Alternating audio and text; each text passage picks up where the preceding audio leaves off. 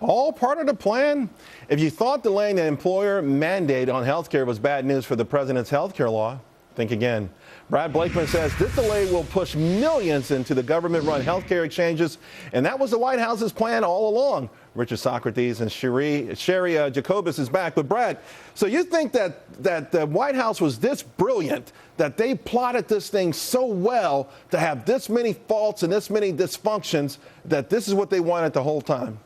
There's no question about it. And the president had a preamble to the passing of Obamacare where he said that the law would have to be changed numerous times in its implementation. So look, this is a two-pronged approach. Politics is get us past the 2014 election, and economics, get more young people driven to the exchange. Why? Because the more people they have paying in, younger people who don't need health care but can pay for the others, helps the government's exchange. So I happen to agree with Neil Cavuto that this is a little Machiavellian on the part of the White House. The question is, will the people buy it? Well, you know, Richard, I mean, he's giving your guy a sort of a compliment there. I mean, this is a very complicated way to get everyone on the single payer.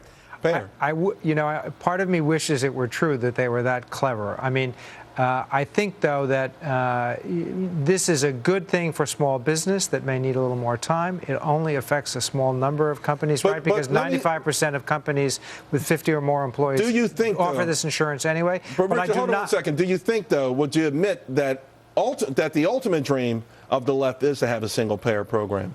Well, that is not the ultimate dream of of Obamacare, and it is not the ultimate dream of President Obama. I mean, President Obama has been pretty clear about that. You know, this is his plan. This is the legislation that was passed by Congress. This is what we're going to go with. Sherry, I know I've heard the president talk about single-payer being like, you know, his ultimate wish if he could get it done.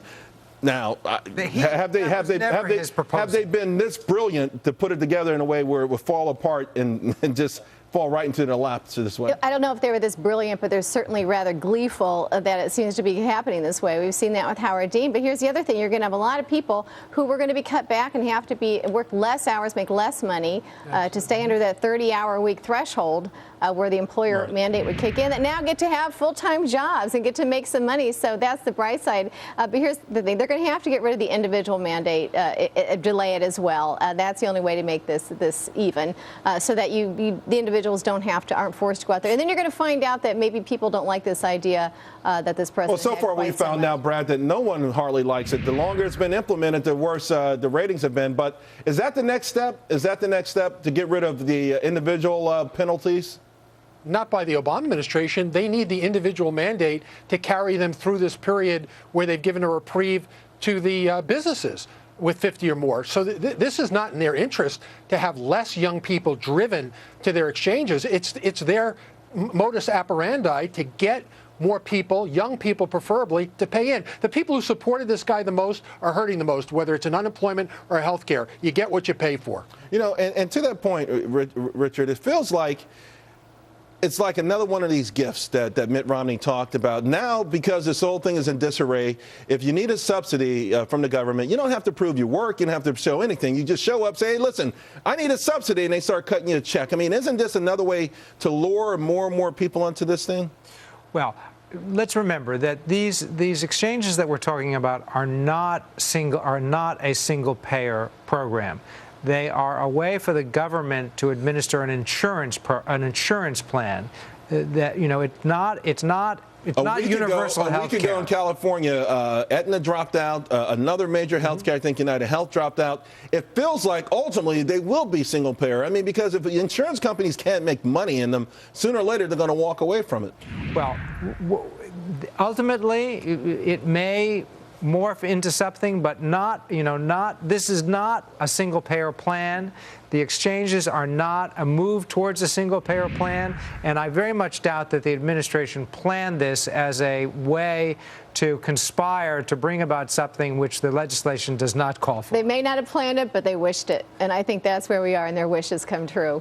This is exactly what they wanted. Well, they wish for what, though? They wish for a single-payer plan? This is not a single-payer plan. They want as much dependency as they can. They do want to drive as many young people into this kind of dependency. And, they're getting their wish. I don't think they ever thought. I don't know what I don't think they ever thought that this could come true. But, they're getting their wish. They are getting their way. Here's the thing, though, Brad, is How do we pay for all of this? I mean, I know they were counting on a certain amount of money to come from these employer penalties, maybe $8 to $10 billion. Where do we get the money for this thing, which every time I see a new estimate on it is substantially higher than a previous estimate?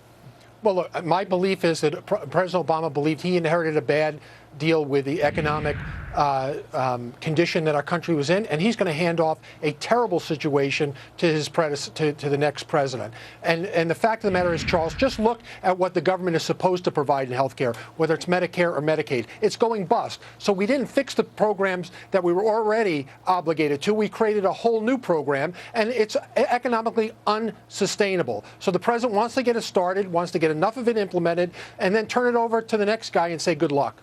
And, you know, real quick, Richard, this goes back to in my mind to FDR, the four wants, or removing the wants, one being the needs, rather, the need for want. You know, in other words, people born in this country should not have to care or want about food, housing, clothing, and shelter and insurance. Like, all that stuff should be guaranteed as a birthright, no matter how much it costs. You believe that? That's what this plan is part of. You don't believe that? Do I believe that that should be a guarantee for everyone? That's what I think this that plan is a much bigger question. I think